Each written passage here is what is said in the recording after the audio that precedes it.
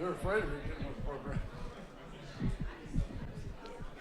Good evening. Welcome to the City of Sugar Land City Council meeting for Tuesday, July the 2nd. A little bit about our agenda tonight. In a minute, I'm going to invite Councilmember Lane down. She's going to give us the invocation. And then we have some special Girl Scout guests that are going to come down and lead us in the pledge to the nation's flag and to the Texas flag. And then we have a number of recognitions that we'll get through before we get to the full-time agenda. So at this time, Jennifer, can you come down, please?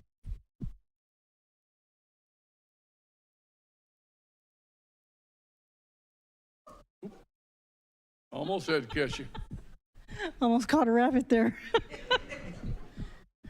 All right, if you could please stand and bow your heads, please.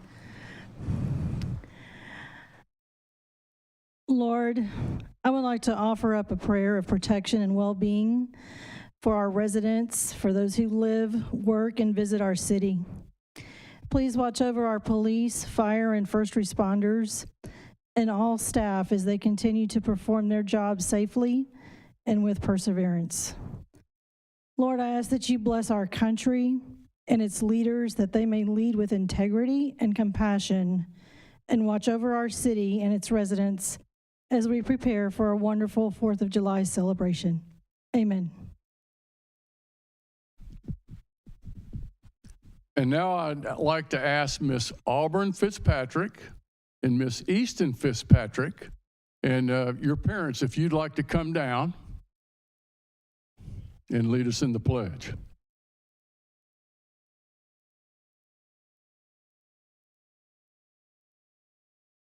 Ready? Raise the nation's flag.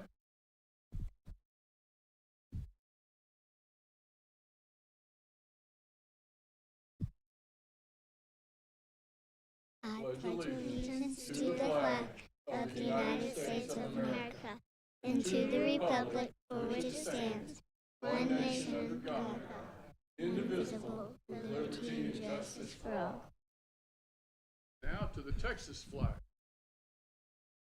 Honor the Texas flag. I pledge allegiance to the Texas, one state under God, one and one indivisible.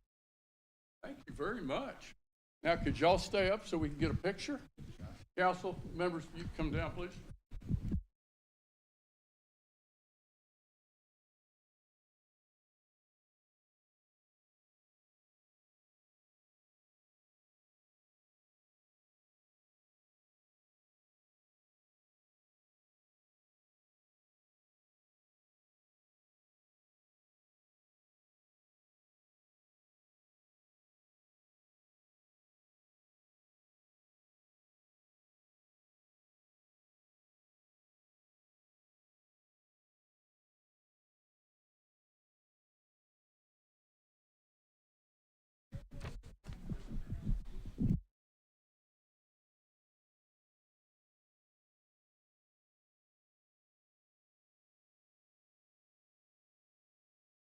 Our first recognition tonight is National Parks Rec Month. I'm going to ask Kimberly Terrell, our Interim Director of Parks and Rec. We've got a number of Parks Board members. I'm going to ask them to come down, and then I'm going to ask the Parks and Rec employees to come on down. So if we get everybody down here in front, y'all don't get just sit in the chair. There we go. Kimberly, you want to introduce it for us? Absolutely. Thank you, Mayor. So every July is Parks and Recreation Month, and that's a month that's designated by the National Park and Recreation Association. And instead of me standing up here and telling you facts and figures about how awesome our 27 parks are and how amazing our employees are, I'm going to do a little exercise because we're a little unconventional here in Parks and Recreation. So I'm going to do a little exercise. Don't worry, it's not chair yoga, although that's offered in our senior center. Welcome to come out for chair yoga. I'd like y'all to close your eyes if you want to, you don't have to, but I'd like you to think about some of your favorite experiences in your parks. It doesn't have to be Sugar Land Parks, though bonus points if it's a Sugar Land Park. So think about those experiences and how those made you feel. Was it you meeting up with the 4:30 group at the dog park, or riding your bike on one of our trails, taking a picture in front of the Oyster Creek Park fountain, participating in classes at the senior center, being at the daddy-daughter dance at the IPRC. Just think about those times and think about the value that those times brought to you. And those are part of the amazing things that our employees work hard every day for you in our community. Those things build a sense of community. Those things help us unite as people. And speaking of uniting, I'd like to make sure that everybody is invited to our 4th of July celebration this Thursday. But and this month or this year, the theme is where you belong, and you certainly belong in our parks. And we invite each and every one of y'all to come out to our parks and participate in our activities that are brought to y'all by all of these hardworking folks. I always say that we work hard so y'all can have fun. So like to thank these folks up here today. I know we've got, I see one Parks Board member. We've got Ho-Jin Lim. I don't think Ho-Jin's here. He's the chair of the Parks Board. Heather Guillen is the co-chair. Gilbert Alvia. Gilbert's here. Good. And Andy Fon. Andy, I know Andy's here too. Parks and Rec Department. We've got William Hashdick. We've got Michelle Carroll. Don't be bashful. Brianna Williams, Bree. Venetia Hoffman. Venetia. Fingling Du. Pat Bartling. Elizabeth Abraham, right down front. Carla Allen. Jose Cordova. Carla Allen. You know, we got you in there twice. Sandy Penman. We've missed a bunch of people, so, okay. Well, I apologize for that. It's the only names I've got on the list. But let me read the proclamation. National Parks and Recreation Month, July 2024. Whereas parks and recreation programs are vital to our communities nationwide, essential for enhancing quality of life, promoting healthy lifestyles for residents, and supporting the community's economic and environmental well-being. And whereas parks and natural recreation areas enhance water supply, water quality, safeguard groundwater, prevent flooding, improve air quality, offer vegetative buffers for development, and create habitats for wildlife. And whereas parks and rec programs boost a community's economic prosperity by raising property values, expanding the local tax base, increasing tourism, attracting and retaining businesses, and reducing crime.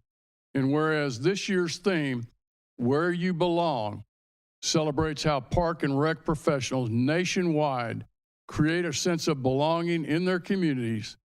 They do this by offering welcoming and inclusive programs, essential services for all ages and abilities, and safe, accessible spaces for building meaningful connection. Kimberly? Congratulations. Thank you for all you do. If I can get all of you to step up. Council members, you just want to stand back in the back. That may be easier. Kind of scrunch up.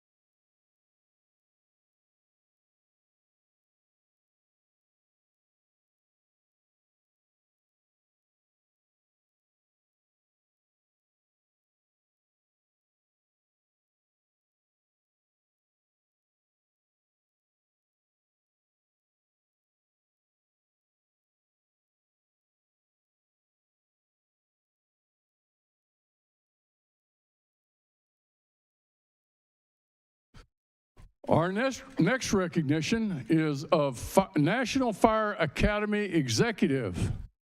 That doesn't make sense. Boker, come on down here. You're the one who wrote this. And we've got a graduate, Mark Campisi. Mark, I need you to come down here. Here he comes. I know, it doesn't make sense. But I'm going to ask you to explain what it is. Very good. Because it's got a really nice flag. Well, in the city of Sugar Land, we work immensely hard to hire the very best that we can get in the industry, and then we pressure them to continue to get better. And so what Mark has accomplished is unusual. He is one of a very few number that has completed the United States Fire Administration's National Fire Academy Executive Fire Program. And this is a multi-year graduate level program which involves graduate level work and thesis inspired research, of which we've been the recipient of a lot of his projects, but most recently his capstone project was a cultural study in the impact of battalion chiefs on the culture of a fire department. We have enacted some of his research into our fire department. Has made us better. Since the inception of the EFO program in 1987, there's only 340 graduates in Texas, period. And when you factor in retirements, he's one of about 150 currently working EFOs in Texas, and we're really glad to have him. I'd ask him to just summarize some of the program for our benefit. Hey, thanks, Chief. I mean, you kind of hit the nail on the head. The biggest part of it is graduate level studies. And so in the fire service, we get to go through a lot of programs, and you kind of sign up and you go sit in a class or out of state for a little while, you know, and then you just kind of check the box and you got it done.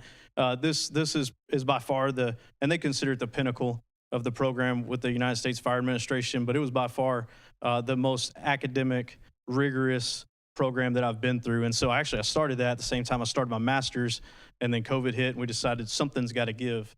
But you know, when I left where I was at, came over here, one of the first things I met with Chief Boker and said, this is the program I'm in. I've done one class, and I got to have your permission to keep going. And him being an EFO graduate as well said, absolutely, it's valuable. And I tell all the new firefighters that come into the organization, you're a student of the craft, and you need to continue to work on your education and continue making yourselves better. And so if I wasn't doing that myself, as well as everybody between me and the newest firefighter, then I would just be a hypocrite. So the opportunity that Chief Boker gave me, that the city gave me, lots of 4 trips to Maryland to be away for a week, 2 weeks at a time, so that I can continue this, like without the support of Sugar Land and staff, would have been very hard to accomplish. So I greatly appreciate all the support you guys have given us.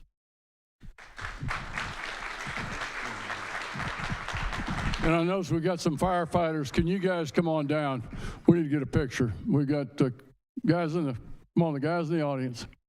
And we're going to draw who has to take the class next. And here, let's move you guys over here. Mark, you need to step forward a little bit.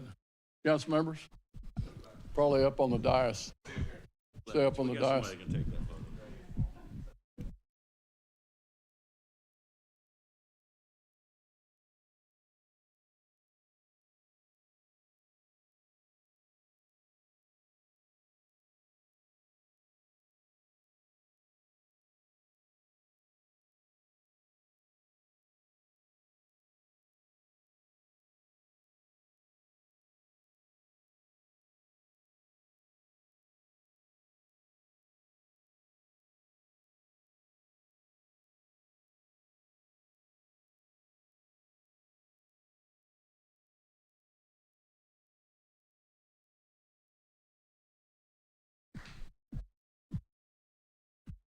And Chief, you're going to just stay on down here.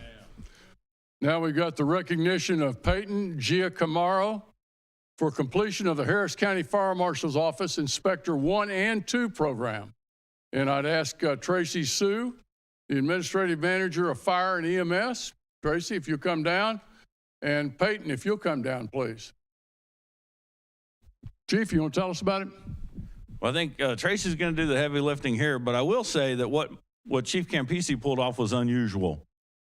What Peyton has pulled off is even more unusual. He is the first fire inspector, civilian fire inspector in the history of our fire department. And so I'm going to let Tracy kind of talk about the impetus for this. Sure. So good evening, Mayor and City Council. Thank you for this opportunity tonight to not only recognize Peyton Giacamaro for his accomplishments, but giving me an opportunity to brag a little bit about our department. So Peyton is the newest member of our admin crew. He's been with us a little over a year, and a major part of his job is working together with the Fire Marshals Group.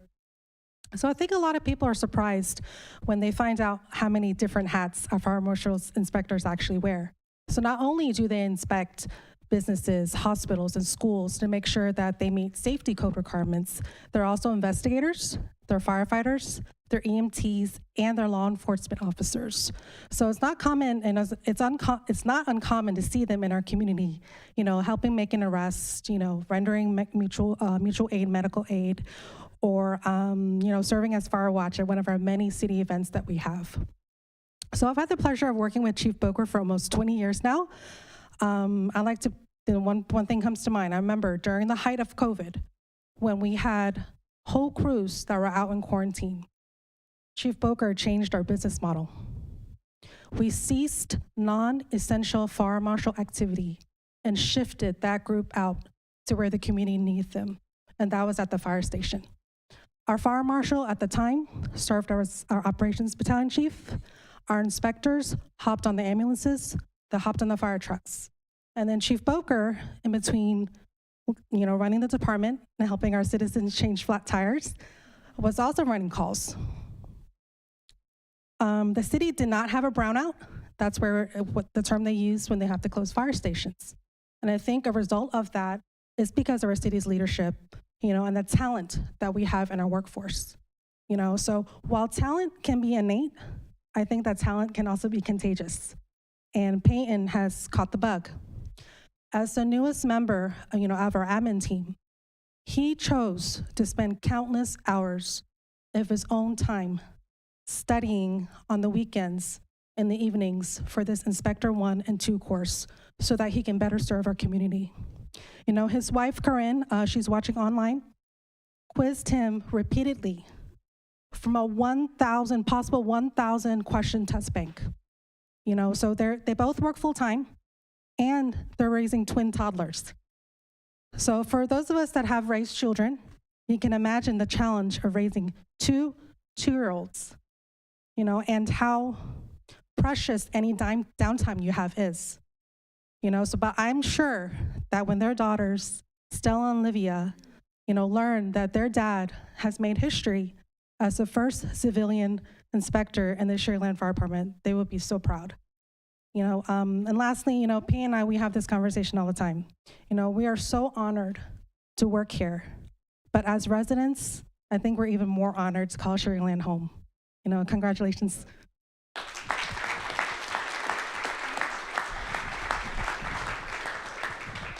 And so I want to make sure that we give credit to Elizabeth and Tracy that they oversee our admin group and they do a tremendous job.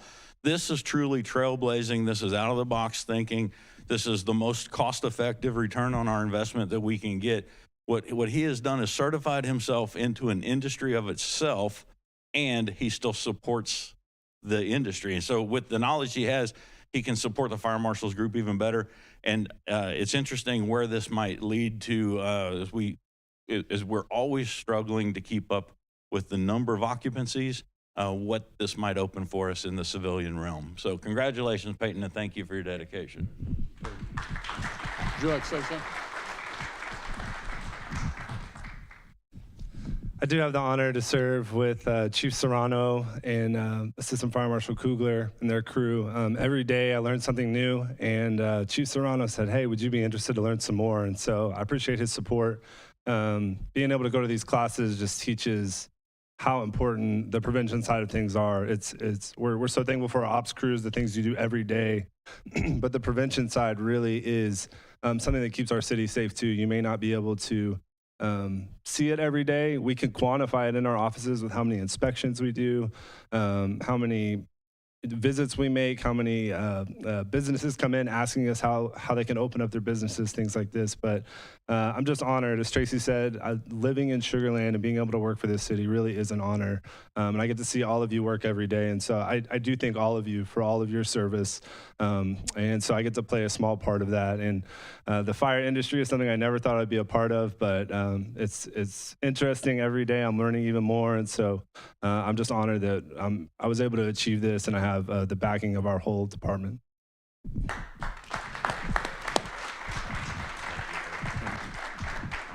Council members, if y'all could come down, please.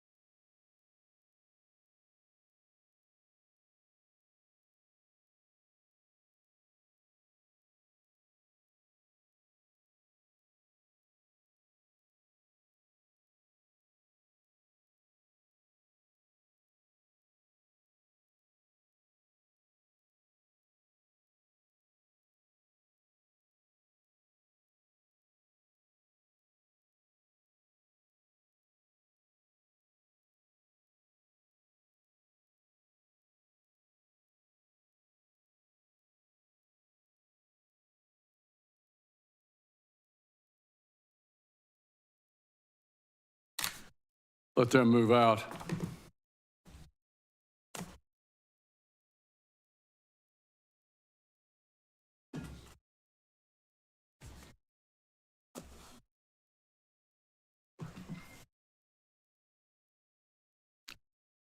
We're going to move now on to the public comment portion. I believe everybody's familiar with the criteria. Just to reiterate, you will talk to active items on the agenda. If not, you'll be excused. If you don't leave, we'll have somebody help you. So we have a number of people signed up. We've got our first guest is Michelle McKeska. She wants to speak on item number 3D.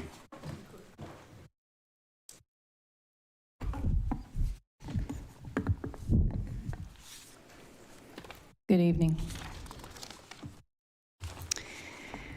Yes, I would like to speak on item 3D, which talks about funding a water conservation education program in our schools.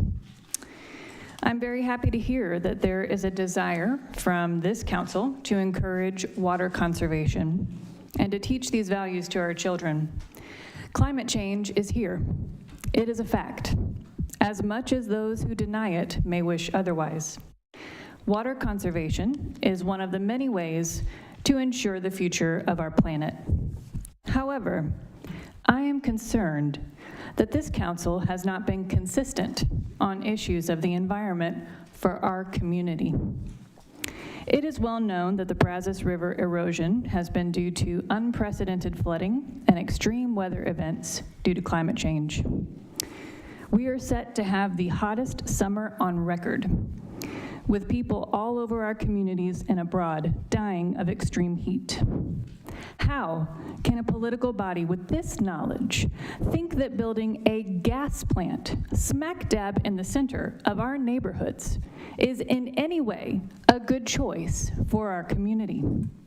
If you truly care about educating our children on environmental practices, such as conserving water, why are you also not prioritizing making our air cleaner for these same children? Michelle, let me correct you, please. The gas plant's not on the agenda. Please keep your comments to the item of water conservation. Now, Water conservation has nothing to do with a gas plant. I understand that it's not an item on the active agenda, but we can't get items on the agenda as constituents. And this is specifically talking about a community issue. You enforce the rules of this engagement so that we would not speak about foreign affairs, which I have not yet done. First warning, please confine your comments to water conservation, which is what you signed up to speak on. Am I not allowed to? No, you're allowed to speak on items that are on the active agenda. That doesn't mean any item of a concern to your community. My community, which you are my representative. You're supposed to represent us. You're supposed to serve us. Second warning, we're not going to do this. I'm sorry. Please step away from the podium. You are silencing your Please, podium.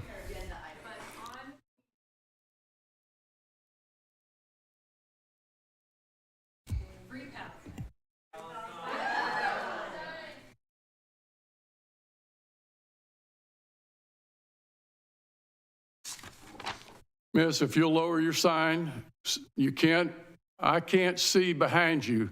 Bring your sign down. Yes, ma'am. Bring your sign down to where I can see bring the sign down to where I can see the audience. I can't see the people behind her. We're going to go ahead and recess the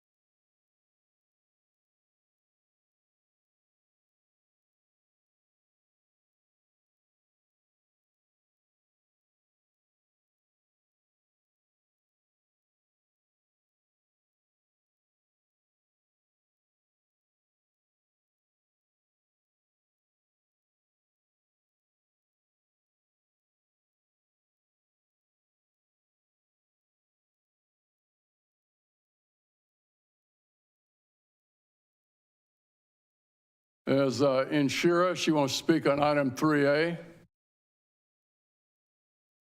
Second call.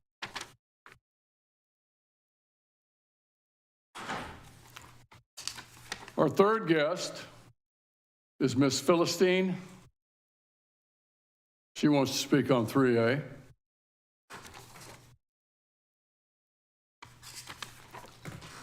And our final guest is Mr. Khan. He wants to speak on 3B. Is there anyone else that would like to address the council on public comment? This time we're going to move to the consent agenda. All the items will be taken as one item, one motion, unless the council member wants to pull an item. Do I have a motion to approve? Motion to approve. Got a motion by Watley, second by Lane. You'll vote at this time, please.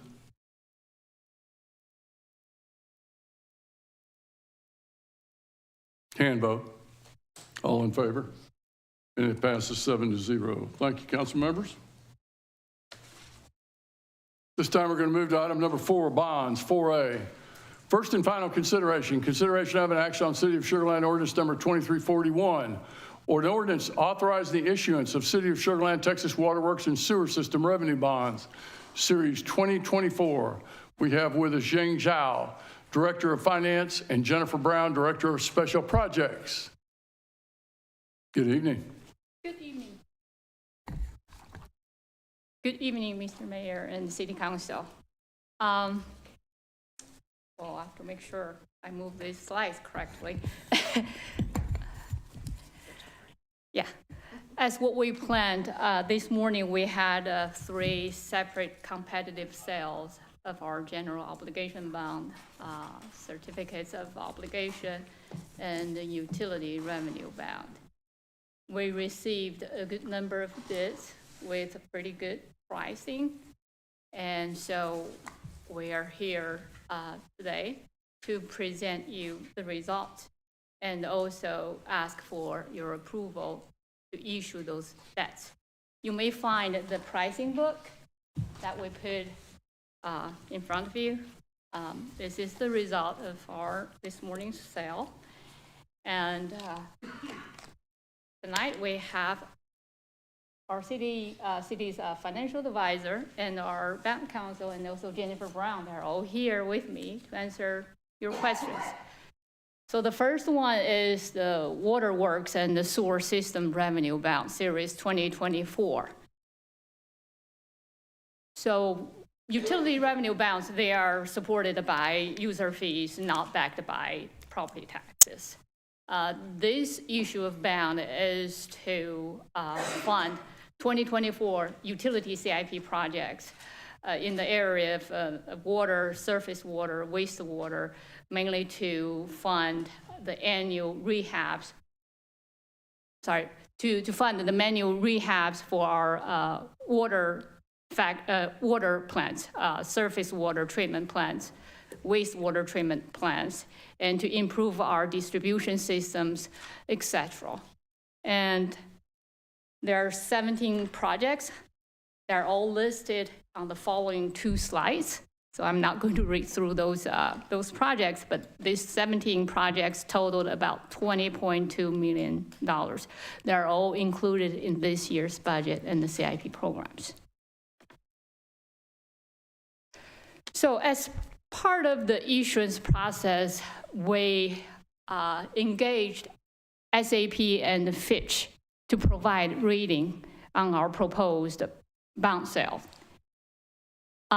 Both S&P and Fitch assigned their AA ratings with stable outlook to our utility revenue bonds.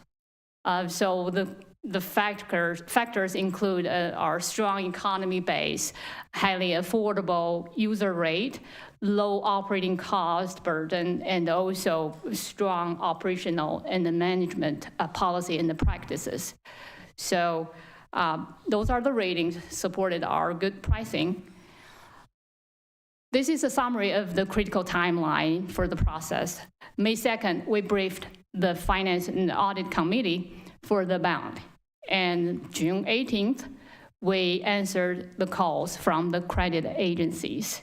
Today is the sale day, and we had the sale, and now we're here to ask for approval. So if this ordinance is approved, the closing date will be July 31st. The funds will be delivered. So here is a summary of the result. So this morning we received 7 bids, and the winning bidder is TD Securities LLC, and with a true interest cost of about 3.82%. And the details, you can find them in the book. Recommendation. The staff recommend the council to approve ordinance number 2341, authorizing the issuance of the Water Works and the Sewer System Revenue Bond Series 2024. So, Thank you, Jing. you have any questions? Jing, I've got a question. Is the interest rate, the true interest rate, is that consistent with what we thought we'd see in the market? Personally, I think it's a little bit better than what I was expecting. Okay. But for the market, we have our Joe, financial you wanna come advisor. down? Joe can Morrow. confirm. Mr. Joe Merrill, our financial advisor. Good evening, Mayor, members of council. Joe Morrow, Hilltop Securities. Yes, we were actually expecting that the bids would come in closer to 4%, plus or minus a little bit. So this was a very good result for us this morning. Okay. And Jing, the term on the bonds is 20 years? That's correct, 20 years. Correct. Yes. Any other questions? Do I have a motion? Got a motion by McCutcheon. Do I have a second? Second by Kermally. You'll vote at this time, please.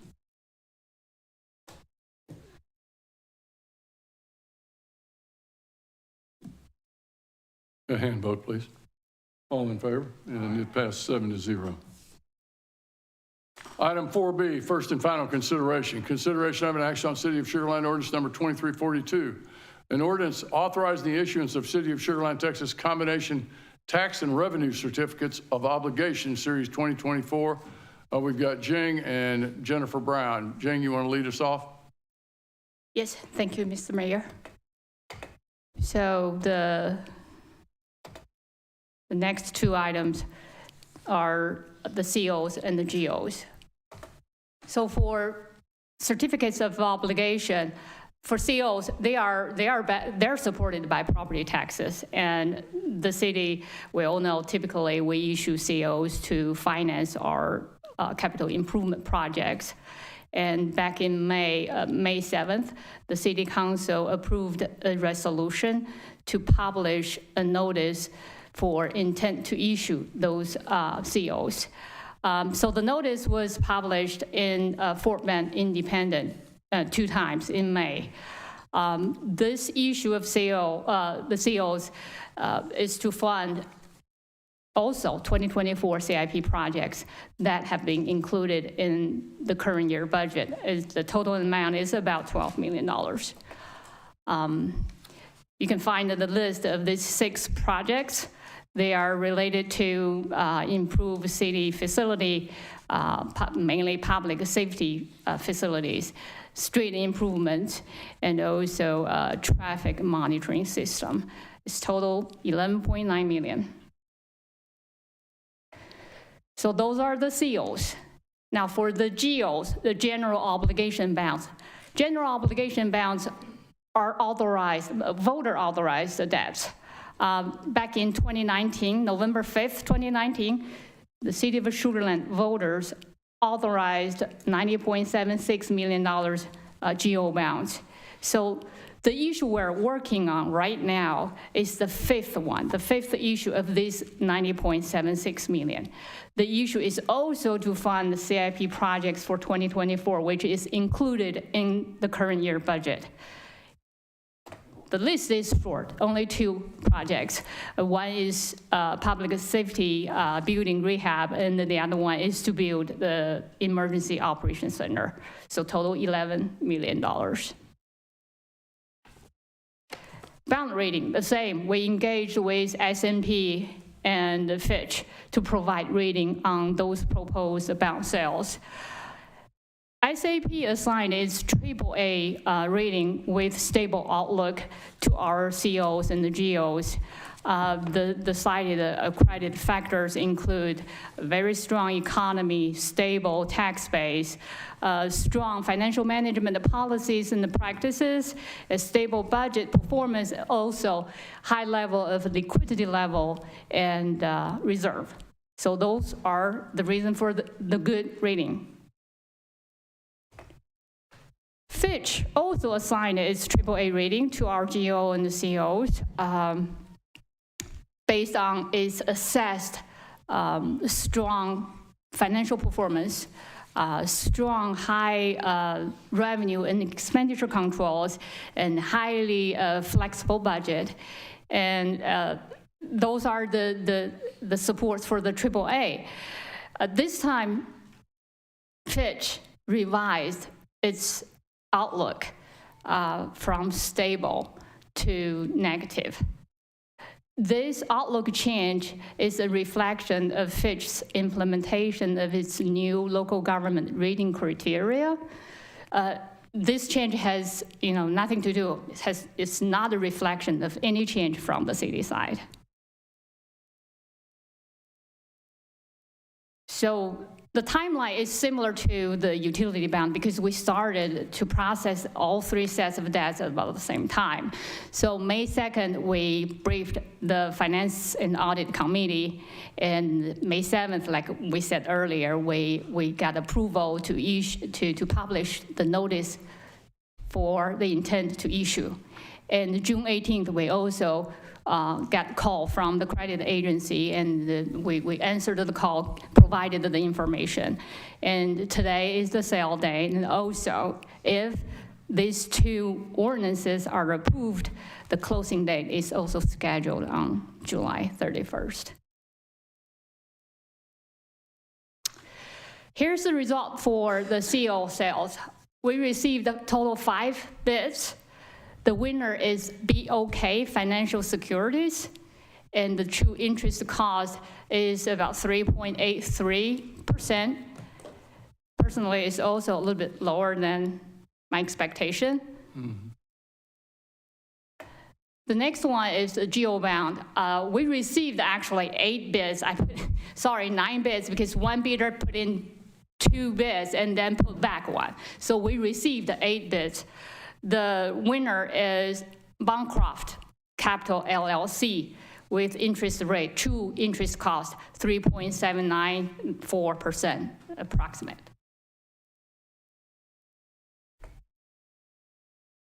So those are the summary of the sale. So the recommendation, the staff recommend the City Council to approve Ordinance 2342, authorizing the issuance of the City of Sugar Land Tax and Revenue Certificates of Obligation Series 2024. And the next ordinance number 2343, authorizing the issuance of the City of Sugar Land General Obligation Bonds Series 2024. So now we're here to answer questions. Thank you, Jing. Mike, I am aware that staff actually pushed back. We originally were not going to be AAA. And correct. Staff worked very hard with our consultants, pushed back on Fitch, and they later came back with revised it to AAA with a negative rating. As you said, Jing, it's nothing we can control. It's population growth. Yes. So I think kudos to Mike, to you and your staff for working that hard. I guarantee that saved us some money on the interest rate. Thank you. Okay, let's take them one at a time. So let's take ordinance number 2342, which is the combination of tax and revenue certificates of obligation, series 2024. Do I have a motion? Got a motion by Jacobson. Second by Lane. You'll vote at this time, please. Might be a hand vote. Hand vote, please. Passes 7-0. Now let's take up ordinance number 2343, which are the general obligation bonds, series 2024. Any questions? Do I have a motion? Got a motion by Karmali, second by McCutcheon. Hand vote, please. And it passed 7-0. Thank you, council members. Thank you, Jane. Thank you. We're going to move now to item number 5, City Council City Manager Reports, 5A, City Council Member Reports. Nishad, let's start with you. Thank you, Mayor. Last Thursday evening, myself, Suzanne, Stewart, and Jennifer went to Needville, Texas, down the street, for our monthly mayor, city council mayor, and city council members dinner. And it was at the J Cafe, which is owned by a Sugar Land resident, and we had a really good meal, but we learned a lot as well about drainage. Thank you, Nishad. Carol. Thank you, Mayor. The mayor and I attended the State of the City of Richmond, and I attended a Helping Hands Gala to raise funds for food, clothing, and essential services for people in need. And then I wanted to give a shout out to the Sugar Land Civic Arts Division. I really enjoyed their Make Music Sugar Land and the Summer of Sound at Oyster Creek Park. Stewart. Thank you, Mayor. Suzanne and I attended a Fort Bend Chamber of Commerce presentation on proposed 36A, which is a route that goes from the port past outside of Rosenberg, and it's got multiple uses, one of which is to move goods and services from the port. Another one is as an evacuation route. And the one I think that the engineers are most excited about, it would be a faster way to get to A&M College Station from here, and they seem to be very, very enthused about that. So, Thank you, Stewart. William. Well, one thing that I was so impressed with was the quarterly HOA meeting. Whoever gets impressed by that, right? Except that it proved our community leaders showed up in great numbers to discuss what's going on in our city and how we all work together. I want to thank each of you for showing up. And then just to introduce it, but to show my respect, this past Saturday, the mayor, Suzanne, Carol, and I attended one of the coolest lapel pinning ceremonies for some veterans at the American Legion in Sugar Land that has outdated our established city. And I just want to say thank you to each one of our leaders that showed such great respect to those soldiers and the ladies that stood by their side for so long. Thank you for that. Jennifer. Well, mine's already been mentioned, and I'm looking forward to the 4th of July celebration coming up. Thank you, Jennifer. Suzanne. Thank you, sir. I think you guys hit on just about everything. I think the only thing we didn't talk about was the ball game. Constellation Field, I think we hit it twice in the last couple of weeks, the mayor and I. And we hosted area businesses and different restaurants and had some really good food. I don't even know if we won or lost. We won. We won. Way to go, Space Cowboys. That's it. Yeah, so I'd like to compliment staff on the quarterly HOA meeting. It was very well done. It was organized. The information presented. Each one of the departments did a great job of making their presentation. To add on to what William said, we have an American Legion post, 942 in Sugar Land, that was formed in 1953, that was chartered. We were actually chartered in 1959. So it preceded us. This was a badge pinning for our Vietnam vets and also for the ladies that lost spouses in that war. And we had, there were five ladies that we gave proclamations to, and a number of gentlemen. I think they were very appreciative. For those that don't know about the Vietnam War, we had men and women that were in that war. It wasn't popular on the home front, and they weren't exactly welcomed back. So we made sure that we welcomed them back with that badge pinning ceremony. And then, as Suzanne said, We've had great representation by the council members at the ball games. The Space Cowboys actually won the first half, so that's a big deal. That puts them in the playoffs. They're continuing to play well, so we appreciate everybody's attendance on that.